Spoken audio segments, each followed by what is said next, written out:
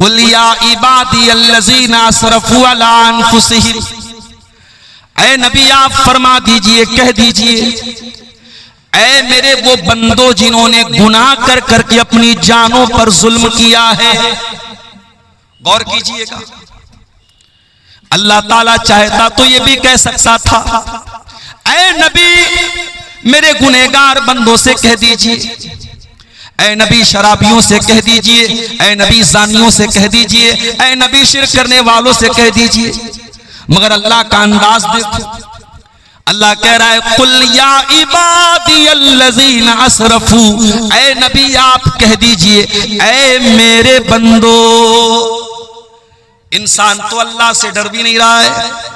शराब पीने वाला शराब पीता है, अल्लाह से नहीं डरता है। ज़िना करने वाला ज़िना कर रहा है, अल्लाह से नहीं डर रहा है। हराम खाने वाला हराम का खा रहा है, अल्लाह से नहीं डर रहा है। कत्ल करने वाला कत्ल कर रहा है, अल्लाह से नहीं डर रहा है। वो तो अल्लाह से भाग रहा है, वो तो अल्लाह को छोड़ रहा है, मगर अल्लाह उसको छोड़ने को तैयार नहीं है। वो तो अपना रिश्ता अल्लाह से तोड़ने की कोशिश कर रहा है, लेकिन अल्लाह उससे रिश्ता नहीं तोड़ रहा है। अल्लाह ज़िना के बाद भी उसको अपना बंदा कह रहा है, कत्ल के बाद भी उसको अपना बंदा कह रहा है, शिर्क के बाद भी उसको अपना बंदा कह रहा है।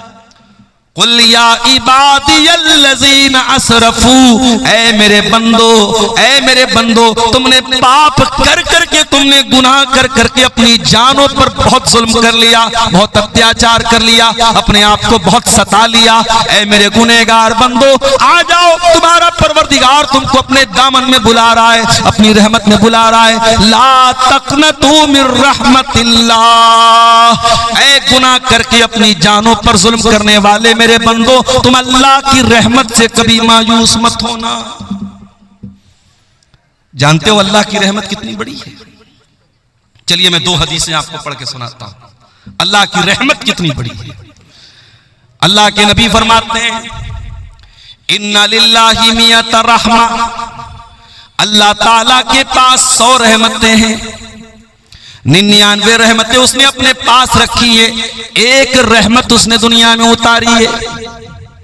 दुनिया में जो माँ को बच्चों से प्यार है, तो दुनिया के बड़े बड़े दरिंदे, जंगली जानवर, सांप, बिच्छू, ये भी अपने बच्चों पर जो दया दृष्टि करते हैं, जो कृपा करते हैं, जो रहम करते हैं, जो मर्सी उनके दिल में आती है, जो प्यार और मोहब्बत एक माँ के दिल में उमड़ता है, जानवरों के दिल में, इंसानों के दिल में, अल्लाह के नबी ने फरमाया वो एक रहमत जो अल्लाह ताला ने दुनिया में उतारी है, उस एक रहमत की वजह से ये होता है जो माँ के दिल में बच्चा जितना भी नाफरमान हो जाए, माँ कभी बच्चे से रिश्ता नहीं तोड़ती है, माँ कभी बच्चे को सताती नहीं है, माँ बच्चे से कभी बदला नहीं लेती है। जंगली जानवरों के अंदर भी, जहरीले जानवरों के अंदर भी अपने बच्चों के लिए जो प्यार है, जो प्रेम है, वो अल्लाह की एक रहमत की वजह से है। 99 रहमतें अल्लाह ताला ने अपने पास रोक के रखी, और वो 99 रहमतें कयामत के दिन अल्लाह ताला अपने गुनहगार बंदों को अता करेगा, अल्लाह उनकी मग़फ़िरत करेगा। दुआ करो अल्लाह की रहमत हमें भी नसीब हो जाए मेरे साथ। इतना रहीम है वो परवरदिगार। एक जंग का मौका था, जंग में मुसलमानों ने कैदी पकड़े थे, कुछ मर्द भी कैदी बन के आए थे, कुछ औरतें भी कैदी बन के आई थी।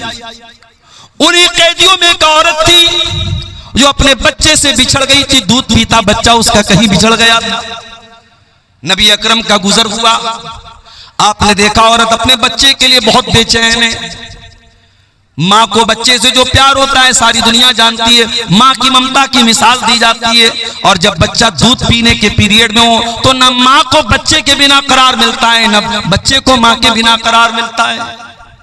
नबी अकरम ने देखा औरत तड़प रही है बच्चे के लिए, दूर गई, उसको अपना बच्चा नजर आ गया, औरत दौड़कर अपने बच्चे के पास जाती है, अपने बच्चे को सीने से लगा लेती है, अपने बच्चे को दूध पिलाने लगती है। बच्चा जब माँ के सीने में आता है, बच्चा रोते रोते खामोश हो जाता है, माँ के दिल को भी करार मिल जाता है। नबी अकरम ने फरमाया, ऐ मेरे सहाबा, क्या बताओ ये माँ जो अपने बच्चे से इतना प्यार करती है, क्या अपने बच्चे को आग में डालना चाहेगी? सहाबा ने कहा, अल्लाह के नबी, ऐसा तो कभी नहीं हो सकता, माँ तो अपने बच्चे से बहुत प्यार करती है, माँ अपने बच्चे को कभी आग में नहीं डालेगी। आपने फरमाया लल्लाहु अरहमु बिइबादिही मिन हाज़िहिल मरातिबि वलदिहा। ऐ मेरे सहाबा, इस औरत को अपने बच्चे से जो प्यार है, इस औरत को अपने बच्चे से जो प्रेम और मोहब्बत है, उससे कहीं ज्यादा मोहब्बत अल्लाह ताला अपने बंदों से करता है। अल्लाह अपने बंदों को जहन्नम की आग में डालना नहीं चाहता है, लेकिन बंदे अल्लाह की इतनी नाफरमानियां करते हैं, शिर्क करते हैं, कत्ल करते हैं, ज़िना करते हैं और फिर तौबा भी नहीं करते हैं, इसलिए अल्लाह ताला जहन्नम की आग में डालेगा। वरना अल्लाह ताला तो बहुत रहीम है, अपने बंदों को जहन्नम की आग में वो नहीं डालना चाहता। कुरान की आयत सूरह ज़ुमर की आयत नंबर 53 हमें यह बता रही है कि अल्लाह कितना रहीम है मेरे प्यारे साथियों। इसीलिए इस्लाम हमको सिखाता है हम अल्लाह की रहमत से कभी मायूस न हो। इब्राहीम अलैहिस्सलाम के पास फरिश्ते आते हैं और आकर के कहते हैं, इब्राहीम आपको बेटा होने वाला है। उन्होंने कहा मुझे बेटा होगा, 80 साल की उम्र हो चुकी है, बुढ़ापे में मुझे बेटा होगा। फरिश्तों ने कहा कि हाँ आपको बेटा होगा और इब्राहीम आप अल्लाह की रहमत से मायूस न हो। इब्राहीम अलैहिस्सलाम ने जवाब दिया, वमन यक़नतु मिन रहमति रब्बिही इल्ला ज़ाल्लून। ऐ फरिश्तों कैसी बात कर रहे हो, अल्लाह की रहमत से तो वही लोग मायूस होते हैं जो गुमराह होते हैं, जो भटक जाते हैं। ईमान वाला कभी अल्लाह से मायूस नहीं होता है। याकूब अलैहिस्सलाम को देखो, याकूब अलैहिस्सलाम एक बेटा जिसका नाम यूसुफ था, वो बेटा बचपन में भाइयों की साजिश से गायब हो जाता है। फिर दूसरा बेटा, भाई लोग आके कहते हैं कि अब्बा जान आपके बेटे को अजीज मिस्र ने रोक लिया है। हजरत याकूब अलैहिस्सलाम समझ जाते हैं कि ये भी कोई प्लानिंग है। कहते हैं इज़हबू, ऐ मेरे बच्चों जाओ, फतहस्ससू मिन यूसुफ व अखी, और जा करके यूसुफ को तलाश करो और यूसुफ के भाई को तलाश करो। वला तयअसू मिन रौहिल्लाह, और अल्लाह की रहमत से मायूस मत हो। इन्नहू ला ययअसू मिन रौहिल्लाह इल्लल कौमुल काफिरून। फरमाया अल्लाह की रहमत से वही लोग मायूस होते हैं जो काफिर होते हैं, मोमिन कभी अल्लाह की रहमत से मायूस नहीं होता। इसीलिए जो कुरान का तरीका है वो अल्लाह के अजाब का डर भी हमारे दिल में होना चाहिए और अल्लाह की रहमत की उम्मीद भी हमारे दिल में होनी चाहिए। इसीलिए पांचों टाइम की नमाज में जब हम सूरह फातिहा पढ़ते हैं तो हम अल्लाह ताला के अजाब को भी याद करते हैं, उसकी रहमत को भी याद करते हैं। हम कहते हैं अल्हम्दुलिल्लाहि रब्बिल आलमीन अर्रहमानिर रहीम मालिक यौमिद्दीन। तमाम तारीफें उस अल्लाह के लिए हैं जो सारी कायनात का रब है, जो बहुत मेहरबान है, बहुत रहम वाला है और बदले के दिन का मालिक है। वो डे ऑफ जस्टिस का मालिक है, वो इंसाफ के दिन का मालिक है। वो इंसाफ भी करेगा, वो बंदों को उनके अमाल का बदला भी देगा। हमें अल्लाह के अजाब का डर भी होना चाहिए और उसकी रहमत की उम्मीद भी होनी चाहिए। इसीलिए रहमान रहीम भी कहा गया और मालिक यौमिद्दीन भी कहा गया। तो कुरान की आयत दुनिया के तमाम गुनहगारों को दावत दे रही है।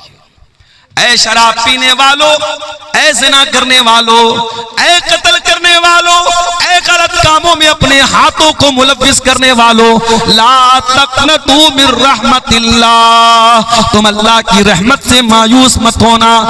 लोग कहते हैं सुबह का भूला शाम को लौट जाए, उसे भूला नहीं कहते, लेकिन दुनिया वाले फिर भी माफ नहीं करते हैं। शराबी अगर सुधर भी जाए तो ताना मारने वाले ताना मार देते हैं, अरे ये तो पहले शराब पिया करता था। कोई बुरा इंसान नेक बन जाए, दुनिया वाले कभी न कभी ताना मार देते हैं, अरे तुम्हारे पहले की जिंदगी क्या हमें मालूम नहीं है, तुम पहले कैसे थे। उसके माजी को याद दिला दिला करके, उसकी पिछली जिंदगी को याद दिला दिला करके लोग ताना मारते हैं। मगर ऐ अल्लाह तू कैसा करीम है, तू कैसा रहीम है, तू क्या ऐलान कर रहा है। फरमाया मेरे बंदो इन्नल्लाह यग़फिरुज़्ज़ुनूब जमीआ, तुम सच्ची तौबा तो कर लो, तुम अल्लाह से माफी तो मांग लो, तुम अल्लाह के सामने अपने आंसुओं को बहा तो लो, तुम अल्लाह के सामने गिड़गिड़ा तो लो। अल्लाह तुम्हारे तमाम गुनाहों को माफ करने को तैयार है। अल्लाह एक बार भी पलट के पिछले गुनाहों का तुमसे कोई हिसाबो किताब ना लेगा, एक बार पलट करके तुम्हारी पिछली जिंदगी का नाम भी ना लेगा। अल्लाह सारे गुनाहों को माफ कर देगा। इन्नहु हुवल गफूरुर रहीम, अल्लाह बहुत बख्शने वाला, बहुत रहम करने वाला है। कुल या इबादियल्लज़ीना अस्रफू अला अनफुसिहिम, ऐ मेरे बंदो जिन्होंने गुनाह करके अपनी जान पर जुल्म किया है। अच्छा, अल्लाह ने यह क्यों कहा कि गुनाह करके अपनी जान पर जुल्म किया है? इसमें भी एक सबक है। जब हम कोई पाप करते हैं, जब हम कोई गुनाह करते हैं तो दूसरों का नुकसान नहीं करते, हम पहले अपना नुकसान करते हैं। दुनिया का हर गुनहगार, दुनिया का हर पापी, दुनिया का हर गलत काम करने वाला सबसे पहले अपने आप को नुकसान पहुंचाता है। गुनाहों का असर उसकी अपनी जिंदगी पर भी पड़ता है। आज जिना करने वाले क्यों एड्स की बीमारी का शिकार हो रहे हैं? आज शराब पीने वाले क्यों कैंसर के मरीज हो रहे हैं? आज तंबाकू खाने वाले क्यों कैंसर हॉस्पिटलों में भरे पड़े हैं? आज नमाज न पढ़ने वाले क्यों अल्लाह की रहमतों से दूर हैं? मेरे प्यारे साथियों, जब आप गुनाह करेंगे, जब पाप करेंगे, उसका सबसे पहला नुकसान आपको खुद सहना पड़ेगा। हमारे बाप आदम, हमारी मां हव्वा आराम से जन्नत में रहते थे। अल्लाह ने खुली छूट दी थी, तुम्हें जो खाना है खा लो, जो पीना है पी लो, आराम से जन्नत में रहो। वला तक़रबा हाज़िहि शजरता फतकूना मिनज़्ज़ालिमीन, ऐ आदम ऐ हव्वा, जन्नत में कुछ भी खा सकते हो, बस एक पेड़ है, उस पेड़ के करीब मत जाना। कौन सा पेड़ था भाई? उसका नाम नहीं बताया गया, और नाम नहीं बताया गया तो हमें जानने की जरूरत भी नहीं। बाज़ लोग बिला वजह ऐसे सवालात ज्यादा करते हैं जिसका कोई मतलब नहीं। मौलवी साहब, वो कौन सा पेड़ था जो आदम अलैहिस्सलाम को अल्लाह ताला ने खाने से मना किया? आपको क्या करना भैया, खाना है आप? क्यों पूछते? इमाम अबू हनीफा रहमतुल्लाह अलैह के उस्ताद थे इमाम इब्राहिम नखई। उनसे किसी ने पूछा कि इब्लीस कुंवारा है या शादीशुदा है, और अगर इब्लीस शादीशुदा है तो उस इब्लीस की बीवी का नाम क्या है? उन्होंने कहा, माफ फरमाइए, मैं इब्लीस की शादी में गया नहीं था। अजीब व गरीब सवालात लोग करते हैं। एक आदमी बीड़ी पी रहा है, सिगरेट पी रहा है, और मुझसे आके पूछ रहा है, मौलवी साहब, वो हाबिल काबिल में जो झगड़ा हुआ था इस लड़की की वजह से, उस लड़की का नाम क्या था? मैंने कहा, आपको रिश्ता भेजना है उसके पास। अजीब व गरीब मसाइल, लोग सवालात के नाम पर भी आज ऐसे सवालात करते हैं कि अल्लाह रहम फरमाए। मेरे प्यारे साथियों, सवाल वो कीजिए उलमा से जो आपके दीन और दुनिया से रिलेटेड हो, इसका कोई मतलब। बस अल्लाह ने मना कर दिया उस पेड़ के करीब मत जाओ, अल्लाह ने नाम नहीं लिया, हमें जानने की जरूरत नहीं। शैतान आया, वही शैतान जो अल्लाह से वादा कर चुका है, तुम्मा लातियन्नहुम मिन बैनि अयदीहिम व मिन खल्फिहिम व अन ऐमानिहिम व अन शमाइलिहिम व ला तजिदु अक्सरहुम शाकिरीन। ऐ अल्लाह, मैं आदम को और आदम की औलाद को कयामत तक बहकाता रहूंगा। ऐ अल्लाह, मैं तेरे बंदों को कयामत तक बहकाता रहूंगा। कभी आगे से बहकाऊंगा, कभी पीछे से बहकाऊंगा, कभी दाहिनी तरफ से बहकाऊंगा, कभी बाएं तरफ से बहकाऊंगा। व ला तजिदु अक्सरहुम शाकिरीन, और अल्लाह मैं वादा करता हूं तेरे ज्यादातर बंदों को तेरा नाशुक्रा बना दूंगा। तेरे बंदों की मेजॉरिटी, तेरे बंदों की ज्यादातर संख्या तेरी नाफरमान हो जाएगी, तेरे साथ शिर्क करेगी, तेरी धरती पर पाप करेगी, तेरी नाफरमानी करेगी। शैतान तो वादा कर चुका था, और शैतान को अल्लाह ने यह अथॉरिटी दे दी थी कि ठीक है, तू आदम को और आदम की औलाद को तू बहकाने की कोशिश कर सकता है। शैतान आया और उसने कहा, ऐ आदम, ऐ हुआ, अला अदुल्लुकुम अला शजरतिल खुल्दी, ऐ आदम, ये पेड़ जिसके करीब जाने से अल्लाह ने मना किया है, ये पेड़ कोई मामूली पेड़ नहीं है, ये अमृत का पेड़ है, ये हमेशा हमेशा तुम्हें जिंदगी देगा। इस पेड़ का फल तुम खा लोगे तो हमेशा हमेशा रहोगे। अच्छा, एक बात ये पता चली कि इंसान की जो नेचुरल ख्वाहिश होती है कि उम्र लंबी मिल जाए, ये इंसान की जो नेचुरल ख्वाहिश है, ये आदम अलैहिस्सलाम के अंदर भी थी। शैतान ने हजरत आदम को बहकाने के लिए रास्ता कौन सा अपनाया, हथियार कौन सा चुना? कहा कि ऐ आदम, ये पेड़ ऐसा है, अमृत का पेड़ है, इसको खा लोगे कभी मौत नहीं आएगी। तो लंबी जिंदगी की जो तलब होती है वो आदम के अंदर भी थी। कहा, ऐ आदम, इस पेड़ को खा लो, तुम हमेशा हमेशा रहोगे। लेकिन शैतान को यह भी पता था आदम इतनी जल्दी मेरी बात नहीं मानेंगे। वकासमहुमा इन्नी लकुमा लमिनन नासिहीन, शैतान ने कसम खा के कहा, ऐ आदम मैं अल्लाह की कसम खा के कहता हूं मैं तुम्हारी खैर खाही चाहता हूं। पता ये चला अल्लाह वालों को अल्लाह के नाम पे आसानी से बेवकूफ बनाया जा सकता है। जो अल्लाह को मानने वाला हो उसके सामने अल्लाह की कसम खा लो, वो बात मान लेगा, वो इकरार कर लेगा। शैतान ने अल्लाह की कसम खा के कहा, ऐ आदम ऐ हव्वा मैं तुम्हारा बहुत बड़ा खैर खाऊं, बहुत बड़ा तुम्हारा भलाई चाहने वाला हूं। कुरान कहता है फदल्लाहुमा बिगुरूर, शैतान ने हमारे बाप आदम को हमारी माँ हव्वा को अपने शीशे में उतार लिया, उनसे वो पाप करवा दिया, उनसे वो गलती हो गई और उन्होंने वो पेड़ का फल खा लिया। फलम्मा ज़ाक़ा शजरा, और जब दोनों ने उस पेड़ को सिर्फ चख लिया, खाया भी नहीं था, सिर्फ चखा था। हाय हाय, खाया भी नहीं, अल्लाह ने अकला नहीं कहा, अल्लाह ने जाका कहा, यानी आदम और हव्वा ने बस उस पेड़ को जरा सा टेस्ट किया था। अरे खाया होता तो क्या असर होता, सिर्फ टेस्ट किया था, सिर्फ जरा सा मुंह में डाला था। फलम्मा ज़ाक़ा शजरत बदत लहुमा सौआतुहुमा, जैसे ही उस पेड़ के फल को उन्होंने स्वाद ले लिया, उसका टेस्ट ले लिया, उसको मुंह में डाल लिया, दोनों की शर्मगाहें खुल गई, दोनों के बदन के कपड़े उतर गए। अल्लाह की नाफरमानी की पहली सजा क्या मिली, नंगे हो गए। जन्नत में रेशम के कपड़े पहनते थे, बेहतरीन कपड़े पहनते थे, आदम का कपड़ा भी उतर गया, हव्वा का कपड़ा भी उतर गया। अच्छा, जब दोनों नंगे हो गए तो पहली चिंता क्या हुई कि अपनी शर्मगाह को कैसे ढांपा जाए। कुरान कहता है बदत लहुमा सौआतुहुमा वतफिका यक्सिफानी अलैहिमा मिन वरक़िल जन्ना, और आदम और हव्वा दोनों जन्नत के पत्तों से अपनी शर्मगाह को ढांपने लगे।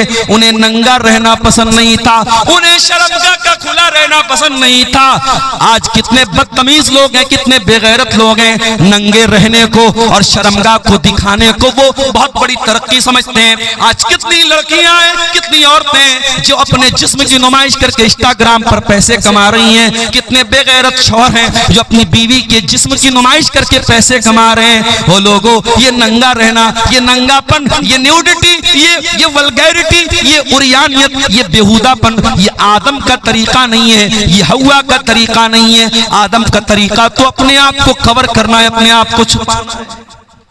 जो हकीकत में आदम की औलाद है, जो आदमी कहलाने के लायक है, जो इंसान कहलाने के लायक है, वो कभी भी वल्गैरिटी को पसंद नहीं करेगा, वो न्यूडिटी को पसंद नहीं करेगा, वो नंगेपन को पसंद नहीं करेगा।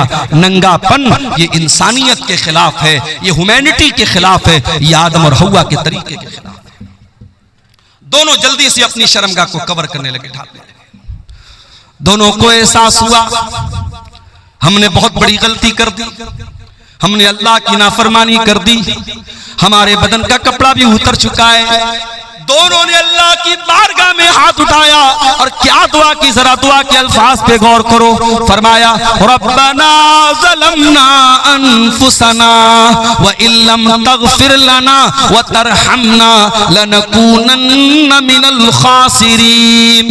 परवरदिगार, हमसे ये जो गलती हुई है, हमसे जो तेरी नाफरमानी हुई है, हमने शैतान के झांसे में आके जो ये काम किया है, आए अल्लाह हमने किसी और पर नुकसान, किसी और का नुकसान नहीं किया है। रब्बाना ज़लमना अनफुसना, आए अल्लाह ये गलती करके हमने अपने नफ्स पर बहुत बड़ा जुल्म कर लिया, बहुत बड़ा अत्याचार कर लिया। व इल्लम तगफिर लना, और अगर तूने हमको नहीं बख्शा, व तरहमना, और तूने हम पर रहम नहीं किया, लनकूनन्न मिनल खासिरीन, तो हमसे ज्यादा खसारा उठाने वाला कोई नहीं होगा।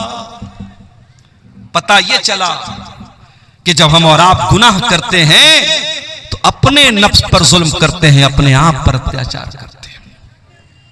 और आगे बढ़िए, यूनुस अलैहिस्सलाम को देखिए, अपनी कौम को छोड़ के चले गए अल्लाह की इजाजत के बगैर, अल्लाह की मर्जी के बगैर, अल्लाह की इजाजत के बगैर, अल्लाह के हुक्म के बगैर अपनी बस्ती को छोड़ के चले गए।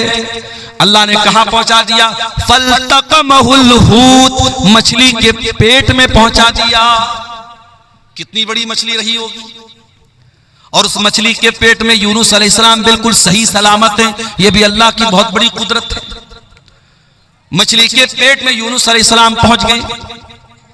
अब जरा गौर करना मेरे भाइयों, समुंदर का अंधेरा है, मछली के पेट का अंधेरा है, रात का अंधेरा है, तीन अंधेरे हैं। यूनुस अलैहिस्सलाम तीन अंधेरों में पहुंच चुके हैं। दुनिया का कोई नेटवर्क वहां नहीं पहुंच सकता है। आज का दौर होता एयरटेल भी काम न करता, BSNL भी काम न करता, जियो भी काम नहीं करता। आज पहाड़ों पे चले जाओ, मोबाइल का नेटवर्क काम करना बंद कर देता है। फ्लाइट पे चले जाओ, एयरप्लेन मोड में मोबाइल को डालना पड़ता है। आज भी दुनिया इतनी तरक्की कर चुकी है, लेकिन बहुत सारी जगह ऐसी है जहां नेटवर्क नहीं मिलता है, जहां मोबाइल कंपनियों का नेटवर्क नहीं पहुंचता है। वो लोगों, जहां दुनिया के किसी नेटवर्क का कवरेज ना हो, जहां दुनिया का कोई सिम न पहुंच सके, वहां मेरे परवरदिगार का नेटवर्क मौजूद होता है। यूनुस अलैहिस्सलाम मछली के पेट में पहुंच चुके हैं। उन्हें एहसास हो गया मुझसे गलती हो गई, मुझे अल्लाह की इजाजत के बगैर अपनी कौम को छोड़ के नहीं जाना चाहिए था। फनादा फिस्सुलुमात, उन्होंने मछली के पेट में अल्लाह को पुकारा। उनके दिल में एक बार भी ये ख्याल नहीं आया ये तो मछली का पेट है, ये तो अंधेरा है, ये तो समुद्र की गहराई है, यहाँ मेरी आवाज अल्लाह तक कैसे पहुंचेगी। यूनुस को यकीन था जहां दुनिया का कोई नेटवर्क ना पहुंचे वहां अल्लाह का नेटवर्क मौजूद है। फनादा फिस्सुलुमात, उन्होंने मछली के पेट में अल्लाह को पुकारा। और क्या पुकारा? ला इलाहा इल्ला अंत सुब्हानक इन्नी कुन्तु मिनज़्ज़ालिमीन। ऐ अल्लाह, तेरे सिवा मेरा कोई माबूद नहीं, तेरे सिवा मेरा कोई सहारा नहीं। सुब्हानक, तू पाक है। इन्नी कुन्तु मिनज़्ज़ालिमीन, ऐ अल्लाह मैं बहुत बड़ा जालिम हूं, मुझसे गलती हो गई, अल्लाह मुझको माफ फरमा दे। हो लोगों, दुआ मांगने की तमीज सीखो, दुआ मांगने का तरीका सीखो।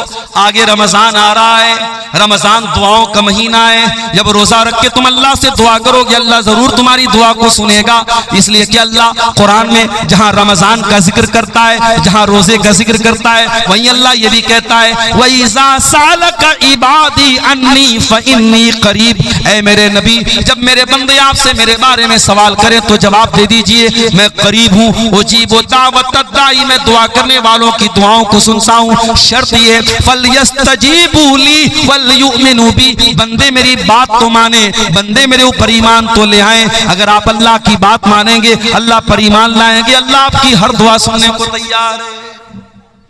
हमें दुआ मांगने का तरीका ही नहीं आता मेरे साथी। यूनुस ने अल्लाह से कितनी प्यारी दुआ मांगी, इसीलिए अल्लाह के नबी फरमाते हैं दावतो ज़िन्नून, मछली वाले नबी की दुआ जब मुसलमान किसी मुसीबत में पड़ता है तो अल्लाह ताला जरूर उसकी मुसीबत को दूर करेगा। ये बहुत प्यारी दुआ है। ला इलाहा इल्ला अंत सुब्हानक इन्नी कुन्तु मिनज़्ज़ालिमीन, ऐ अल्लाह तेरे सिवा मेरा कोई माबूद नहीं है, तू पाक है, मैं जालिम हूँ। जरा इस दुआ के अंदर भी गौर करो, बंदा अपने आप को जालिम कह रहा है। इसका मतलब ये हुआ कि जब भी हम कोई गुनाह करते हैं तो पहले अपना नुकसान करते हैं।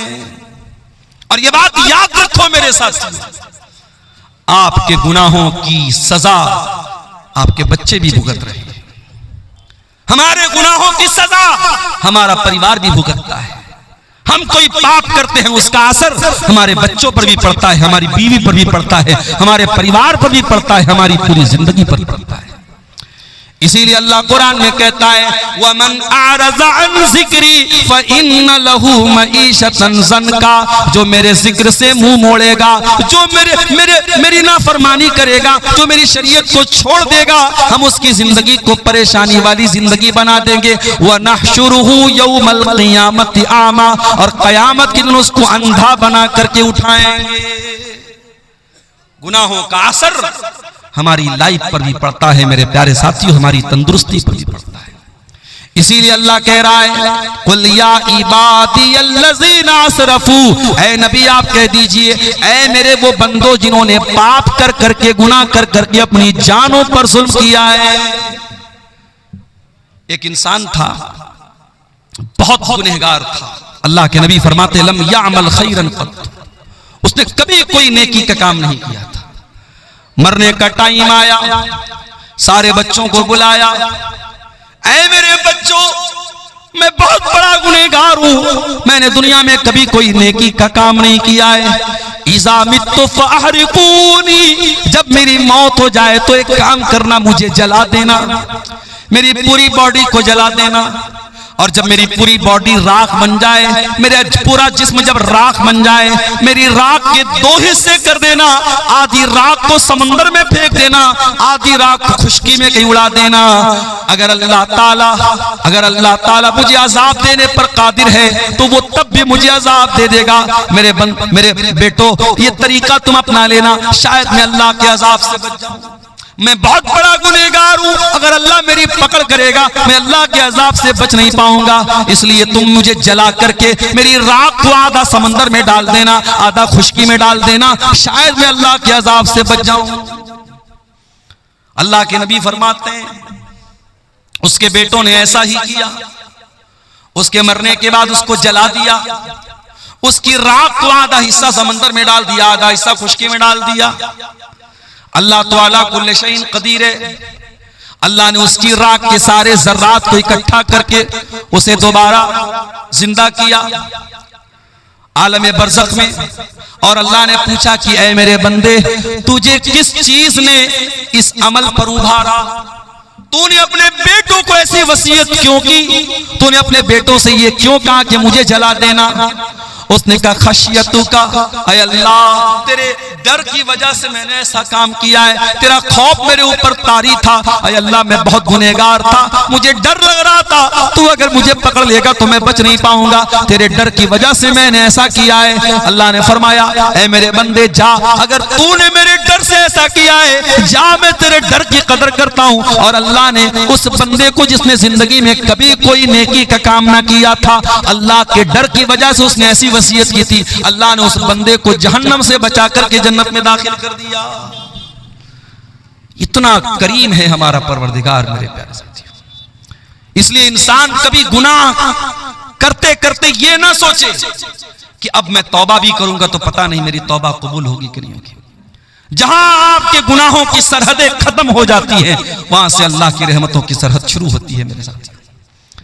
इसीलिए अल्लाह के नबी फरमाते, बड़ी लंबी हदीस है हजरत अबू जर गिफारी की, और ये वो हदीस है, अबू जर गिफारी जब ये हदीस बयान करते थे तो उनसे बयान करने वाले अबू इद्रीस खौलानी ताबई जब इस हदीस को पढ़ने लगते थे तो घुटनों के बल गिर गिर के रोने लगते थे। बड़ी लंबी हदीस है, मैं उस हदीस का आखिरी टुकड़ा आपके सामने पढ़ रहा हूं।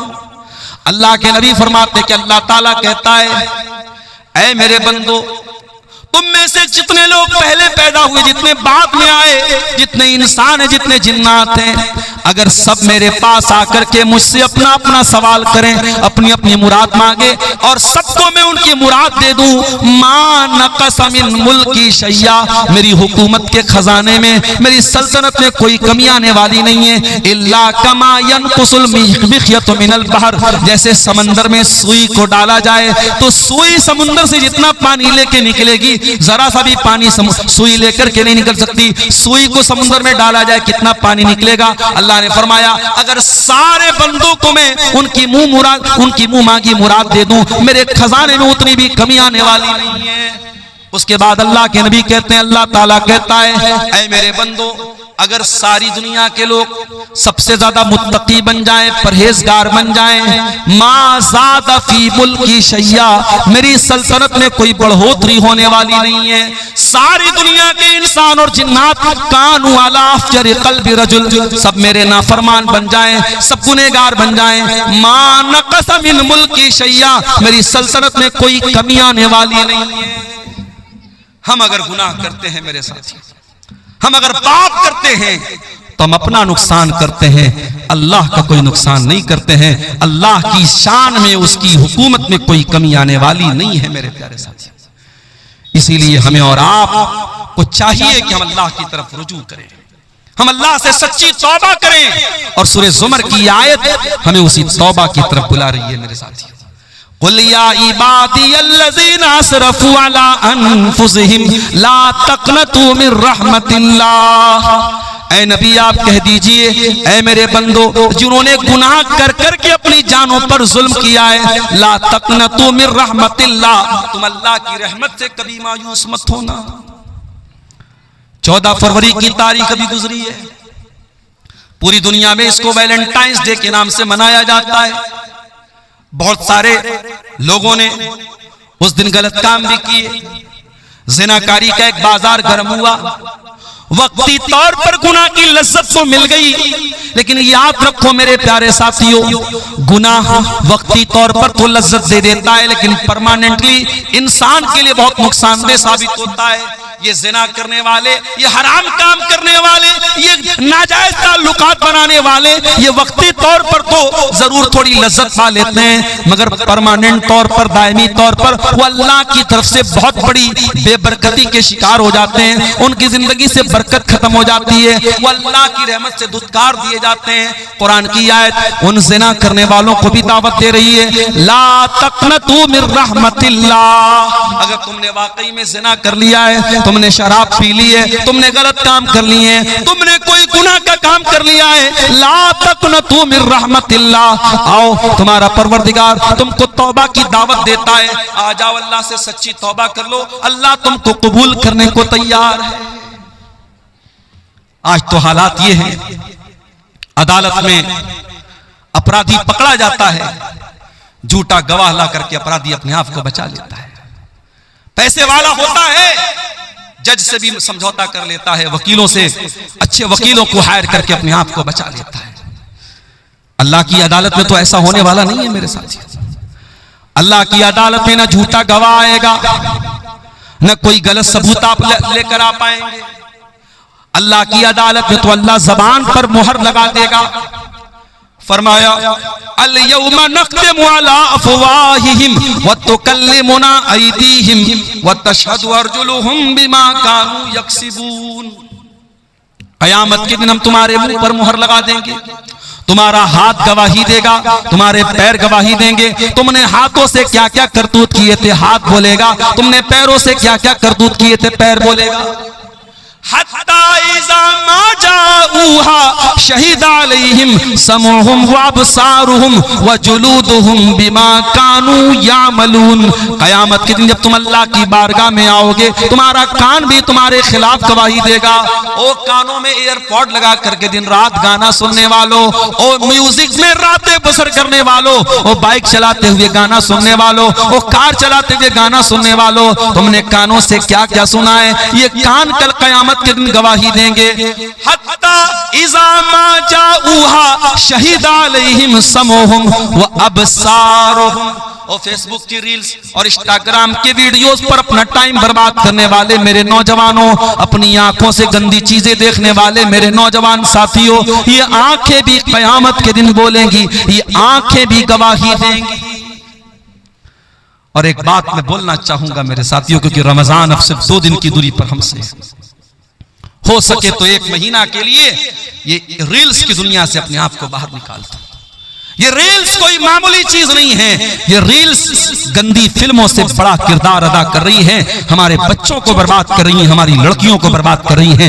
इन रील्स को मेरे भाइयों रमजान की रातों को बर्बाद करने का जरिया मत बनाना, रमजान के दिनों को बर्बाद करने का जरिया मत बनाना। नेकी का मौसम आ रहा है, नेकी का महीना आ रहा है, हो सके तो कम से कम 1 महीना फेसबुक और इंस्टाग्राम को छोड़ देना, रील्स को छोड़ देना।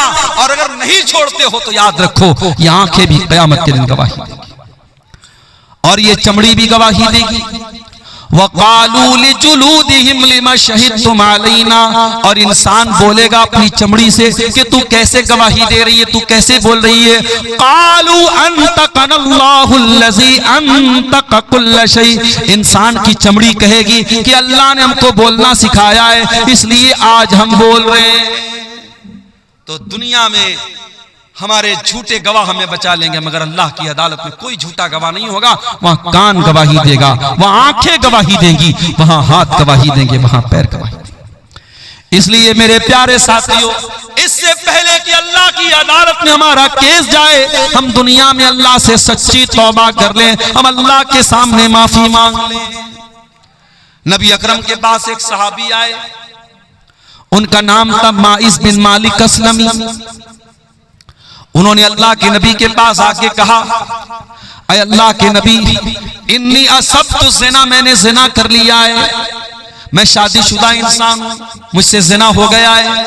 मुझे मालूम है शादीशुदा की इस्लाम में जिना करने की क्या सजा है। ऐ अल्लाह के नबी, मैं आखिरत में जिना की सजा नहीं पाना चाहता हूँ, मुझे दुनिया में सजा दे दीजिए, मुझे पत्थरों से मार मार के खत्म कर दीजिए, मुझे रज्म कर दीजिए। मैं दुनिया की सजा झेलने को तैयार हूँ, मैं आखिरत में ये सजा नहीं झेलना चाहता।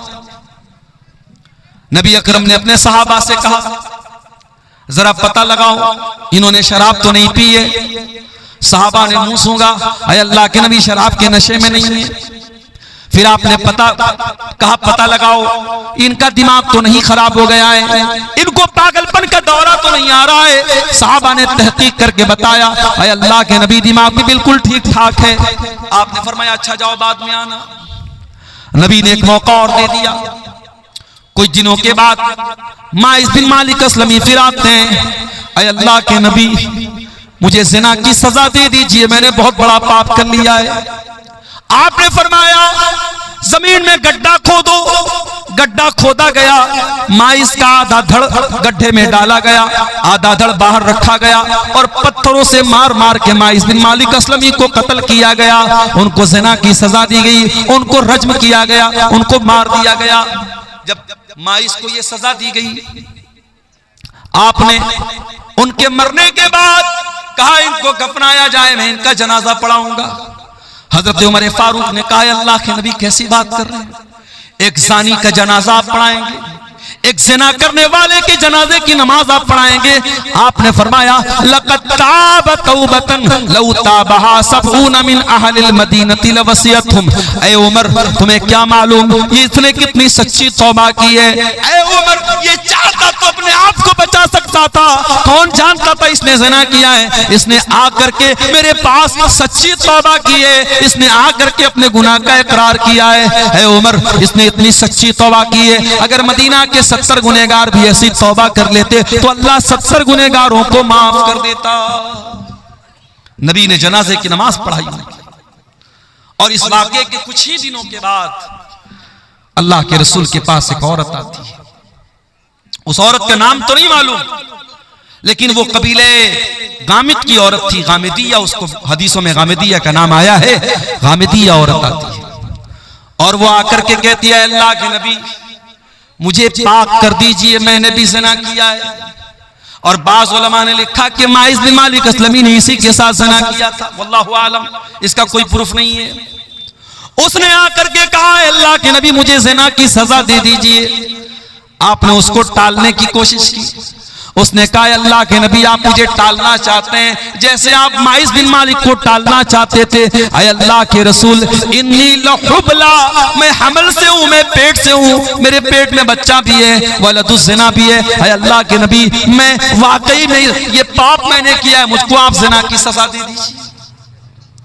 नबी अकरम ने कहा अगर वाकई में तुम हमल से हो तो जाओ, जब बच्चे की डिलीवरी हो जाए, जब बच्चा पैदा हो जाए तब तुम मेरे पास आना। यहाँ अपराधी अपने आप को बचाता है, यहाँ अपराधी खुद चल के आया है और अल्लाह के नबी उसको बचने का मौका दे रहे हैं। 9 महीने का टाइम आपने दे दिया। 9 महीने के बाद जब बच्चा पैदा हो गया, वो औरत अपने बच्चे को गोद में लेकर के आती है। ऐ अल्लाह के नबी मैं वही औरत गामिदिया, बच्चा पैदा हो चुका है, ये बच्चा ले लीजिए और मुझको ज़िना की सजा दे दीजिए। आपने फरमाया नहीं नहीं, बच्चा अभी बहुत छोटा है, अभी माँ के दूध के बिना ये बच्चा नहीं रह पाएगा। जब तक ये माँ का दूध पी रहा है तुमको सजा नहीं मिलेगी। जाओ, जब बच्चा दूध छोड़ देगा, जब रोटी खाने लगेगा तब तुम मेरे पास आना। 2 साल का टाइम आपने और दे दिया। जरा गौर करो मेरे प्यारे साथियों, 2 साल लंबा टाइम होता है। शायद सहाबा भी उस औरत को भूल चुके हैं, शायद अल्लाह के नबी भी भूल चुके हैं, शायद किसी को उस औरत के बारे में कुछ याद भी नहीं है। 2 साल के बाद सहाबे किराम के साथ अल्लाह के नबी बैठे हैं। एक औरत आती है, उसके हाथ में छोटा बच्चा है और बच्चे के हाथ में रोटी का टुकड़ा है। ऐ अल्लाह के रसूल मैं वही गामिदी औरत हूँ, मेरा बच्चा रोटी खाने लगा है, दूध छोड़ चुका है। ऐ अल्लाह के नबी अब देर न कीजिए, मैंने जो पाप किया था उस पाप का बोझ में अपने सीने पर महसूस कर रही हूँ। ऐ अल्लाह के नबी मुझे ज़िना की सजा दुनिया में दे दीजिए, मैं आखिरत की सजा झेल नहीं पाऊंगी। तहिरनी या रसूल अल्लाह, ऐ अल्लाह के नबी मुझे पाक कर दीजिए। आपने बच्चा एक मुसलमान के हवाले किया, औरत को गड्ढा खोद के गड्ढे में डाला गया, पूरे बदन को कस करके चादर से लपेटा गया ताकि बेपर्दगी ना हो। हाय हाय, औरत को ज़िना की सजा हो रही है, पत्थरों से मारा जाएगा, लेकिन इस्लाम औरत के पर्दे का कितना ख्याल रखता है कि सजा भी बेपर्दगी के साथ नहीं दी जाएगी। आज दुनिया वाले अपने आप को कहते हैं हमने औरत को बड़ी इज्जत दे दी। अरे तुमने क्या इज्जत दी? अमेरिका का वो आदमी जिसका नाम जेफरी एप्स्टीन है, जिसके नंगेपन की फिल्में आज दुनिया के सामने आ रही हैं, जो 6 साल से लेकर के 14 साल तक की बच्चियों के साथ रेप किया करता था। बाकायदा उसका एक आइलैंड था अमेरिका में, और उस आइलैंड पर वो 6 साल से लेकर के 14 साल तक की बच्चियों को किडनैप करता था, उनके साथ दरिंदगी करता था, उनको नोचता था, उनके साथ जिना करता था। और यही नहीं, एप्स्टीन फाइल में यहां तक मौजूद है कि वो दरिंदा बच्चियों को कत्ल करके उनका गोश्त खाया करता था। ये दरिंदे ये आज इंसानियत की बात करते हैं, ये हैवान ये आज औरत की आजादी की बात करते हैं। अरे औरत को इज्जत अगर किसी ने दी है तो मजहब इस्लाम ने दी है, औरत को सम्मान किसी ने दिया है तो मजहब इस्लाम ने दिया है। औरत को सजा मिल रही है ज़िना की, मगर इस्लाम उस सिचुएशन में भी बेपर्दगी की तालीम नहीं देता है। नबी ने कहा उस औरत के पूरे बदन को कपड़े से कस करके बांधा जाए ताकि उसकी बेपर्दगी ना हो, उसके जिस्म की नुमाइश ना हो। पत्थरों से मारा जाने लगा, औरत का कपड़ा खून से लथपथ हो गया। थोड़ी देर के बाद उस औरत का इंतकाल हो गया। जब उसके ऊपर पत्थर मारा जा रहा था, उसके खून के कुछ छींटे हजरत खालिद बिन वलीद के कपड़े पर पड़ गए। खालिद बिन वलीद का सफेद कपड़ा, उस पर उस औरत के खून के छींटे पड़ गए। खालिद बिन वलीद की जबान से कुछ नाज़ेबा कलमात निकल गए, कुछ गलत चीजें निकल गई। पता नहीं कैसी गंदी औरत का खून मेरे कपड़े पर पड़ गया, इस तरीके का कोई जुमला उनकी जुबान से निकल गया। नबी ने फरमाया महलन या खालिद, ऐ खालिद खबरदार, अपनी जबान को लगाम दो। लक़द ताबत तौबतन लौ ताबहा साहिब मुहसिन लगफिर लहू। ऐ खालिद, इस औरत ने इतनी सच्ची तौबा की है, अगर कोई डाकू कोई डाका डालने वाला भी अगर तौबा करता तो अल्लाह ताला उसकी तौबा को कबूल कर लेता। मेरे प्यारे साथियों, उसके बाद अल्लाह के नबी ने उस औरत की भी जनाजे की नमाज पढ़ाई है।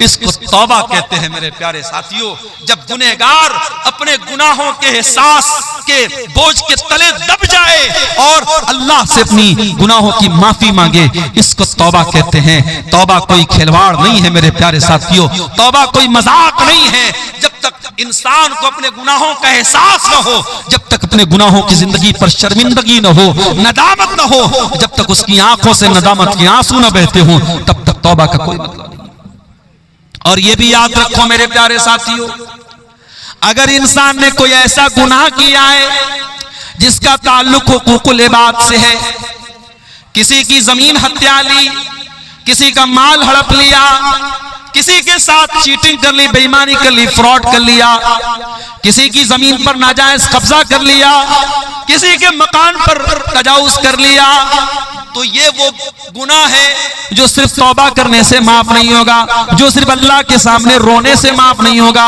अगर आपने हुकूकुल इबाद पे डाका डाला है, अगर आपने किसी का हक मारा है, तो वो हक आपको देना पड़ेगा।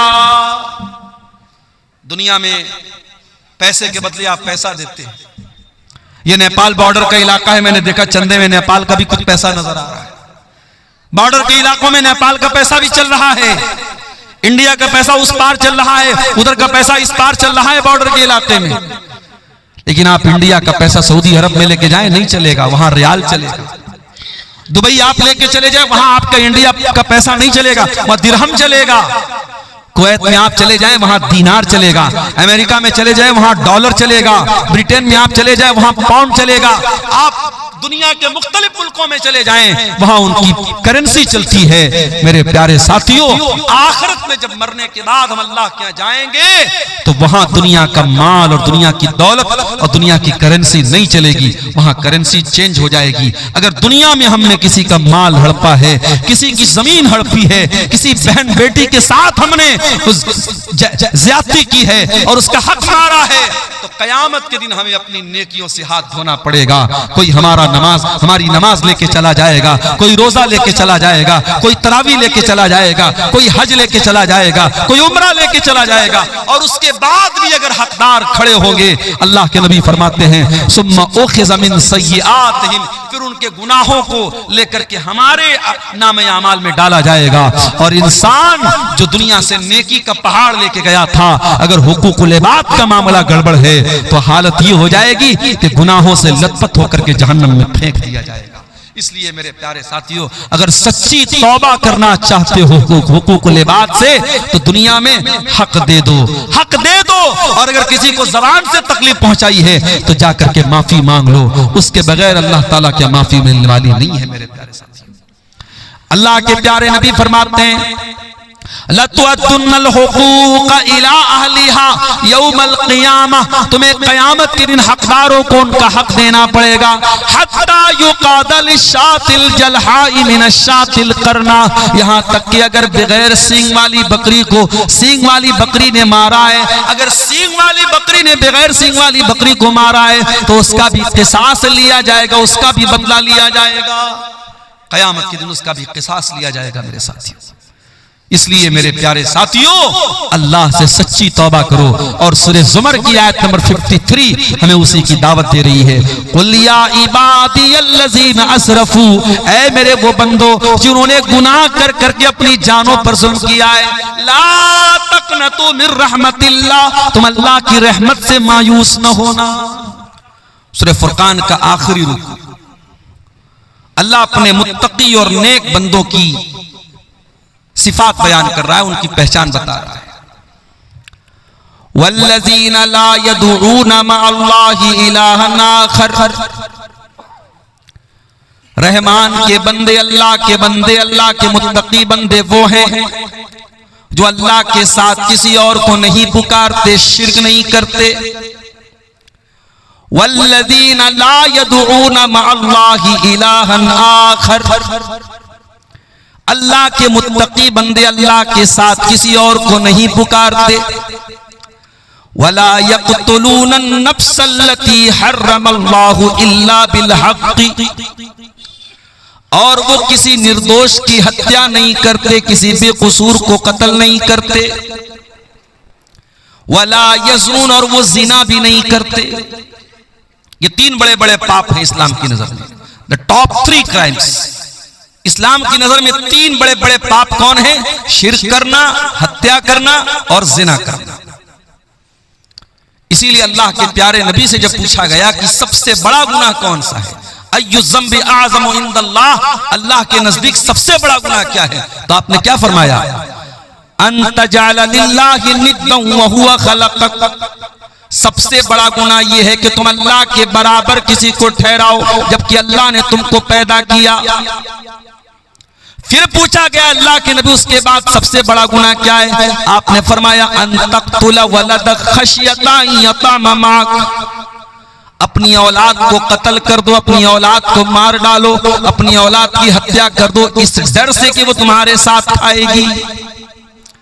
फिर पूछा गया अल्लाह के नबी उसके बाद कौन सा सबसे बड़ा गुनाह है? आपने फरमाया अन तुज़ानिया हलीलत जारी, अपने पड़ोसी की बीवी के साथ तुम ज़िना करो। ये तीन बड़े बड़े गुनाह हैं, शिर्क करना, कत्ल करना, ज़िना करना। अब जरा गौर कीजिएगा, अल्लाह ने इन तीन बड़े बड़े गुनाहों का जिक्र किया कि मेरे मुत्तकी बंदे, मेरे नेक बंदे ये तीन गुनाह नहीं करते। और उसके बाद फरमाया वमन यफ़अल ज़ालिका यल्क़ा असामा, जो ये पाप करेगा, जो शिर्क करेगा, जो कत्ल करेगा, जो ज़िना करेगा, वो बहुत बड़ा नुकसान उठाएगा। युज़ाअफ़ लहुल अज़ाबु यौमल क़ियामति व यख़्लुद फ़ीही मुहाना, उसको क़यामत के दिन डबल अज़ाब दिया जाएगा, डबल सजा दी जाएगी, और वह अल्लाह के अज़ाब में ज़लील होकर के हमेशा हमेशा रहेगा। इल्ला मन ताबा व आमना व अमिला अमलन सालिहा। अब इस पर मैं आपकी थोड़ी तवज्जो चाहता हूं। अल्लाह ने ये तीनों बड़े बड़े गुनाहों का तज़किरा करने के बाद फरमाया इल्ला, हाँ, कुछ लोग हैं जिनको एक्सेप्शन दिया गया। कुछ लोग हैं जो ये 3 बड़े बड़े गुनाह करके भी अल्लाह ताला क्या बच सकते हैं। कौन लोग? फरमाया इल्ला मन ताबा, जो सच्ची तौबा कर ले, व आमना, जो ईमान ले आए, व अमिला अमलन सालिहा, और नेक अमल करे। जो सच्ची तौबा कर ले, जो ईमान ले आए और जो नेक अमल कर ले, तो उसको क्या मिलेगा? फउलाइका युबद्दिलुल्लाहु सय्यिआतिहिम हसनात, अल्लाह ताला उनके पिछले तमाम गुनाहों को नेकियों में बदल देगा। व कानल्लाहु गफूरर रहीमा, और अल्लाह से कोई हिसाब लेने वाला नहीं है, अल्लाह से कोई पूछताछ करने वाला नहीं है, अल्लाह के फैसले पर कोई ऑब्जेक्शन करने वाला नहीं है। अल्लाह तो गफूरुर रहीम है। ये उसकी रहमत देखिए मेरे साथ। आपने अल्लाह को नाराज करने वाले टॉप 3 क्राइम किए हैं, शिर्क किए हैं, ज़िना किए हैं, कत्ल किए हैं। लेकिन अगर आप सच्ची तौबा कर लें, अपने आप को सुधार लें, अपने अमल को बदल लें, तो अल्लाह का क्या वादा है? अल्लाह सिर्फ माफ करने का वादा नहीं कर रहा है। अल्लाह कह रहा है मेरे बंदे तू सच्ची तौबा कर ले, हम तेरे पिछले तमाम गुनाहों को डिलीट कर देंगे, उसे इरेज कर देंगे, उसे मिटा देंगे, और गुनाहों की जगह हम नेकियां लिख देंगे। अल्लाह अकबर। उस रब की करीमी देखो मेरे साथ, उस रब की रहमत देखो कि वो हम गुनहगारों पर कितना मेहरबान है कि हम सच्ची तौबा कर ले तो अल्लाह हमारे गुनाहों को माफ करने को भी तैयार है और हमारे गुनाहों को नेकियों में बदलने के लिए भी तैयार है। आइए एक और हदीस भी आपको पढ़ के सुनाता हूं। सही मुस्लिम की रिवायत है, जब बंदा कोई गुनाह करने का इरादा करता है, अल्लाह ताला फरिश्तों से कहता है कि ऐ मेरे फरिश्तों, जब तक मेरा बंदा गुनाह न कर ले उसके नाम आमाल में गुनाह न लिखा जाए। बंदा अगर नेकी का इरादा करता है, रात को तहज्जुद पढ़ने का इरादा करता है, नींद लग गई, सो गया, तहज्जुद में नींद नहीं उठ पाई, लेकिन सिर्फ पक्का इरादा करके सोया था, अल्लाह ताला फरिश्तों से कहता है मेरा बंदा पक्का इरादा करके सोया था, अज़्म मुसम्मम करके सोया था, मेरे बंदे के नाम अमाल में एक नेकी लिख दो। सिर्फ नेकी का इरादा करने पर एक नेकी मिल रही है। और अगर बंदा नेकी कर ले, तहज्जुद पढ़ ले, सदका खैरात कर ले, तो अल्लाह ताला 10 से लेकर 700 गुना तक नेकी का सवाब देता है। हम एक नेकी करते हैं, अल्लाह कभी 10 नेकी का सवाब भी देता है, कभी 100 नेकी का सवाब भी देता है, कभी 500 नेकी का सवाब भी देता है, कभी 700 गुना तक सवाब देता है। और अगर बंदा गुनाह का इरादा करे, अल्लाह फरिश्तों से कहता है रुक जाओ मेरे फरिश्तों, जब तक मेरा बंदा गुनाह नहीं कर लेगा उसके नाम आमाल में गुनाह मत लिखना। और अगर बंदा गुनाह का इरादा करने के बाद उसके दिल में अल्लाह का डर पैदा हो जाए और वो गुनाह के इरादे से बाज आ जाए, वो गुनाह न करे, तो अल्लाह ताला फरिश्तों से कहता है उक्तबूहा लहू हसना, ऐ मेरे फरिश्तों मेरे बंदे के नाम आमाल में एक नेकी लिख दो। ऐ अल्लाह, ये बात तो समझ में नहीं आई। बंदा तो गुनाह का इरादा कर रहा था, शराब पीने का इरादा कर रहा था, ज़िना करने का इरादा कर रहा था, किसी लड़की को छेड़ने का इरादा कर रहा था, कोई हराम काम करने का इरादा कर रहा था, उसने गुनाह का इरादा किया था। हाँ, उसके दिल में अल्लाह का डर पैदा हुआ, उसने गुनाह नहीं किया। ऐ अल्लाह, तू उसके नाम आमाल में एक नेकी क्यों लिख रहा है? फरमाया उक्तबूहा लहू हसनतन फइन्नमा तरकहा मिन जर्राया, ऐ मेरे फरिश्तों मेरे बंदे के नाम आमाल में एक नेकी लिख दो, इसलिए कि उसने गुनाह से जो वो बच गया है, वो मेरे डर से बचा है, उसके दिल में मेरा डर आ गया, उसके दिल में मेरा तकवा आ गया, इसलिए मेरे बंदे ने गुनाह नहीं किया है, वो मेरा बंदा एक नेकी का हकदार है। अल्लाह अकबर। ये उस रब की शान करीमी है मेरे साथी। वो रब हम पर कितना मेहरबान है, इसको और बेहतर तरीके से समझने के लिए जो मैंने दूसरी आयत पढ़ी है, सूरह ज़ुमर की आयत नंबर 53, आयत नंबर 53, और ये वो आयत है कि सहाबी रसूल अब्दुल्लाह बिन मसूद कहा करते थे कि कुरान की सबसे ज्यादा उम्मीद दिलाने वाली, सबसे ज्यादा मायूसी को दूर करने वाली, दिल में उम्मीदों की किरण पैदा करने वाली अगर कोई आयत है तो यही आयत है, सूरह ज़ुमर की आयत नंबर 53। आइए जरा उस आयत पर भी हम एक नजर डालते हैं। आगे रमजान आ रहा है, अगर आप तौबा करना चाहते हैं, अगर अपनी जिंदगी को चेंज करना चाहते हैं, अपने अंदर परिवर्तन लाना चाहते हैं, रमजान से अच्छा कोई मौका नहीं है। रमजान हमारी जिंदगी में चेंजिंग लाता है। सुबह 4 बजे उठ करके हम आम दिनों में कुछ खाते नहीं है, लेकिन रमजान में उठ करके सहरी खा रहे हैं। दोपहर का खाना हम रोजाना खाते हैं, रमजान में दोपहर का खाना क्या होता है हम भूल जाते हैं। हम दोपहर में कुछ नहीं खाते हैं, हम शाम को 5 बजे इफ्तार कर रहे हैं। रमजान ने हमारे खाने का टाइम चेंज कर दिया, हमारे पान पीने का टाइम चेंज कर दिया, हमारे सोने का टाइम चेंज कर दिया। जो रमजान हमारे खाने पीने सोने का टाइम चेंज कर सकता है, वो रमजान हमारे गुनाहों की दुनिया को भी चेंज कर सकता है। अगर कोई शराब पीता है, आए सच्ची तौबा करे कि इस रमजान से मैं शराब को हाथ नहीं लगाऊंगा। कोई सिगरेट पी रहा है, कोई नशा कर रहा है, कोई ज़िना कर रहा है, आए और इस रमजान में अल्लाह से सच्ची तौबा करे, अल्लाह अब मैं ज़िना के करीब नहीं जाऊंगा, मैं शराब के करीब नहीं जाऊंगा, मैं हराम काम के करीब नहीं जाऊंगा। मेरे प्यारे साथियों, रमजान एक बेहतरीन मौका है अल्लाह से सच्ची तौबा करने का। और इसीलिए रमजान के आखिरी अशरे में जो एक रात आती है, जिस रात को अल्लाह ने खैरुम मिनल फिशार 1000 महीनों से अफजल कहा है। 1000 महीना कितना होता है? 84 साल। एक रात की इबादत 84 साल से भी बेहतर है, उससे अफजल है वो रात रमजान के आखिरी अशरे की कोई रात है। हजरत आयशा ने पूछा, अय अल्लाह के नबी, अराअयता इन अलिमतु अय्य लैलतिन लैलतुल क़द्र, अय अल्लाह के नबी अगर मुझे पता चल जाए कि कौन सी रात कद्र की रात है, अगर मुझे मालूम हो जाए कि कौन सी रात शब कद्र है, मैं उसमें क्या पढ़ूंगी? आपने फरमाया, अय आयशा तुम ये दुआ पढ़ा करो, अल्लाहुम्मा इन्नका अफ़्वुन तुहिब्बुल अफ़्वा फ़अफ़ु अन्नी। अय अल्लाह तू माफ करने वाला है, तू माफी को पसंद करता है, मुझको भी माफ कर दे। कितनी प्यारी दुआ है।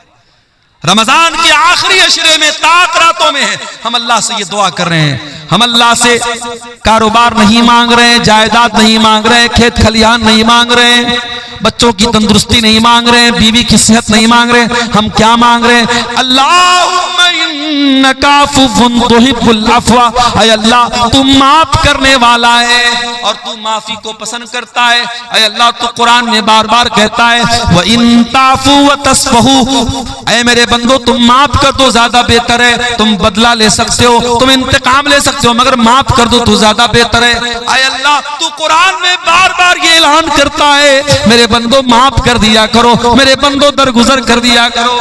अय अल्लाह इन्नका अफ़ू, तू माफ करने वाला है, तुहिब्बुल अफ़्वा, माफी को पसंद करता है, फ़अफ़ु अन्नी, अय अल्लाह मैं भी तेरा पापी बंदा हूँ, मैं गुनाहों की गठरी लेके आया हूँ, मैं गुनाहों की पोटली लेके आया हूँ। अय अल्लाह रमजान की ताक रातों में तेरी बारगाह में हाथ उठा के दुआ कर रहा हूँ, अय अल्लाह तू मेरे पापों को माफ कर दे, मुझे दरगुजर कर दे।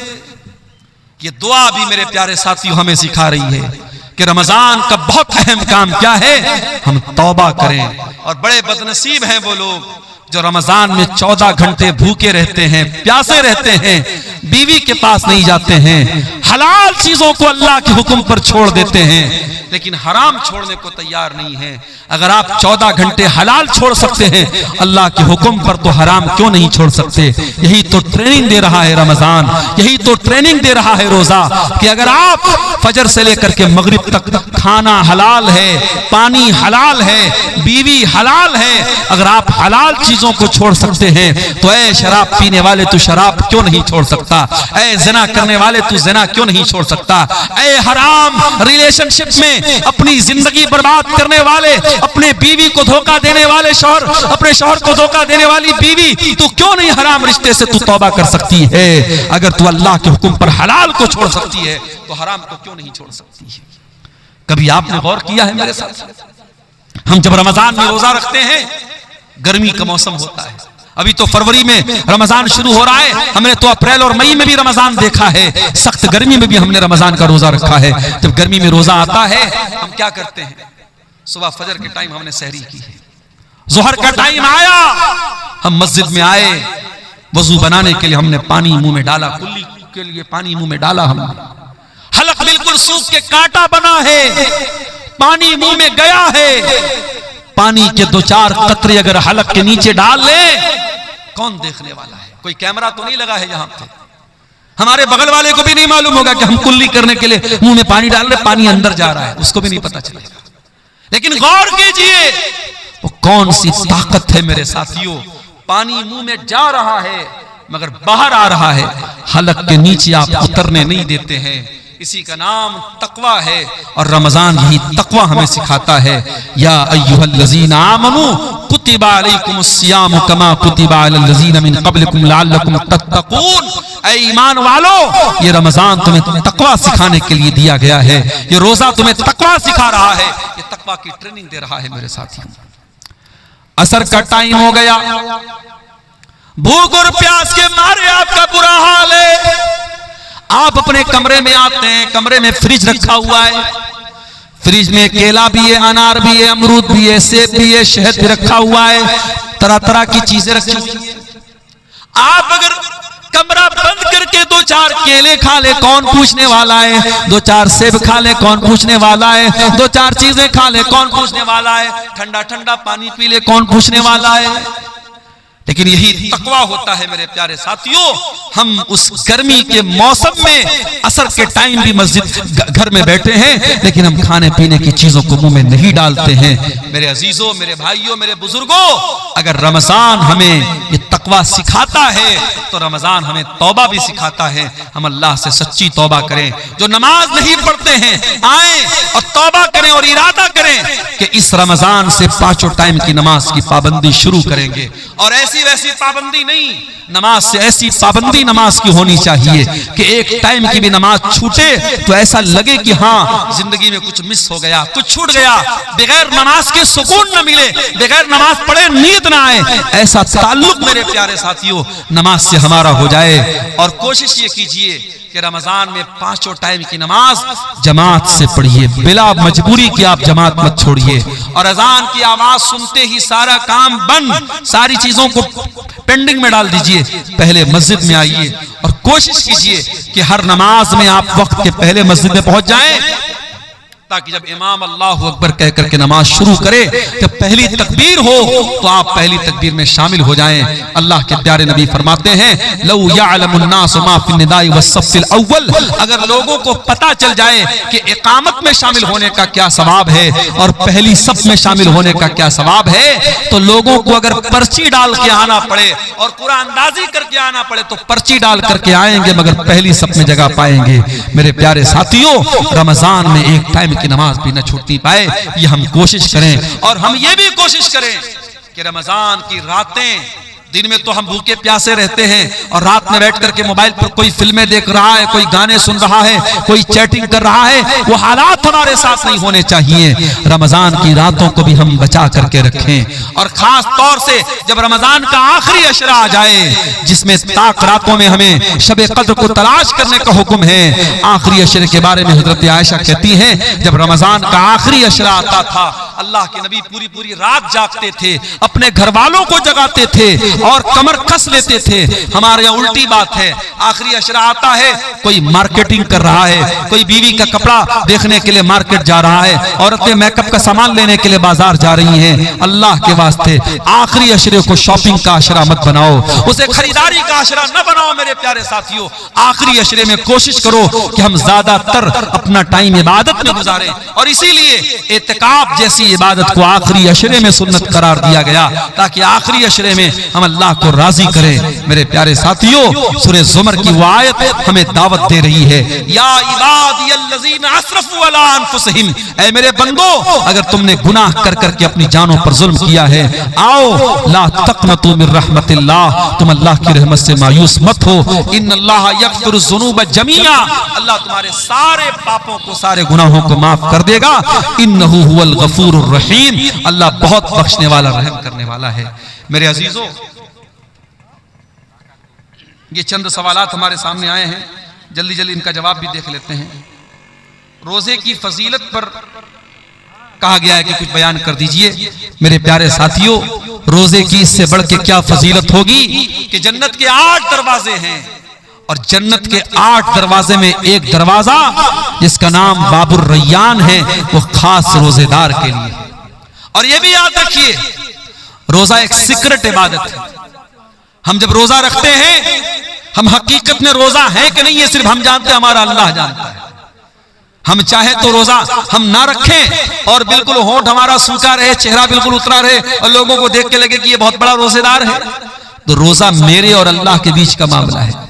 इसीलिए अल्लाह के नबी फरमाते, अल्लाह ताला कहता है, अस्सौमु ली व अना अजज़ी बिही, तमाम नेकियों का सवाब मैं 10 गुना से लेकर के 700 गुना तक देता हूं, मगर रोजे का सवाब क्या दूंगा मैं अभी क्लियर नहीं कर रहा हूं, क्योंकि बंदा रोजा मेरे लिए रखता है। यदौ तामहु व शराबहु व शहबतहु मिन अजली, बंदा मेरे लिए खाना छोड़ता है, पानी छोड़ता है, बीवी हलाल बीवी के पास नहीं जाता है। जब मेरा बंदा मेरे लिए अपनी हलाल चीजों को छोड़ रहा है तो मैं क्या बदला दूंगा, मैं अभी क्लियर नहीं करूंगा। यह आखिरत में पता चलेगा, ये कयामत के दिन पता चलेगा कि रोजे का बदला क्या मिलेगा। तो रोजा एक ऐसा अमल है मेरे प्यारे साथियों, जिसका सवाब अल्लाह ताला ने सीक्रेट रखा है। इसलिए हमें और आपको रोजा हर हाल में रखना है। और ये भी याद रखिए, लड़कियां अगर बड़ी हो गई हैं, और लड़की कब बालिग होती है इस्लाम में, जब लड़कियों को पीरियड आने लगे। जब लड़की को पीरियड आने लगा तो शरीयत की नजर में वो बालिग है, अब आप उसको कंपलसरी रोजा रखवाइए। कुछ लोग 15-15 साल की लड़कियां हो जाती हैं और वो स्कूल जा रही है, कहते रहे मौलवी साहब हमारी लड़की तो अभी छोटी है, स्कूल जा रही है, उससे रोजा तोड़वा देते, रोजा नहीं रखते हैं। हराम है ये। अगर आपकी बेटी को, अगर वो शरीयत की नजर में बालिग हो चुकी है, वो स्कूल जा रही है, कॉलेज जा रही है, कुछ भी, ये अल्लाह ताला के बहाना नहीं चलेगा, उसको रोजा रखना पड़ेगा। मेरे साथियों, रोजा माफ नहीं होगा। हाँ, अगर औरत पीरियड में है तो वो रोजा वो नहीं रखेगी, बाद में पूरा करेगी। अगर पैदाइश के बाद जो औरत को खून आता है, अगर वो आ रहा है तो वो रोजा नहीं रखेगी, बाद में रखेगी। औरत अगर प्रेग्नेंट है और रोजा रखने से बच्चे को नुकसान है तो वो रोजा नहीं रखेगी, उस रोजे की बाद में वो कज़ा करेगी। अगर बच्चे को दूध पिला रही है औरत, और अगर उस हालत में वो बच्चे को दूध पिला रही है, अगर उस हालत में रोजा रखेगी तो उसकी सेहत को नुकसान हो रहा है, तो वो उस रोजे की कज़ा बाद में करेगी। लेकिन बाकी आप बिला किसी उज्र के, मजबूरी के अगर आप रोजा छोड़ते हैं तो ये जायज नहीं है। कुतिबा अलैकुमुस सियाम, अल्लाह ने रोजे को फर्ज करार दिया है। उसके बाद एक सवाल ये आया है, गैर मुस्लिम से चंदा लेना कैसा है, ये जानने के बावजूद कि वो सूद ब्याज का काम करता है। देखिए, अगर गैर मुस्लिम सूद और ब्याज का काम करता है और वही उसका ज्यादातर धंधा उसी चीज का है, उसका बड़ा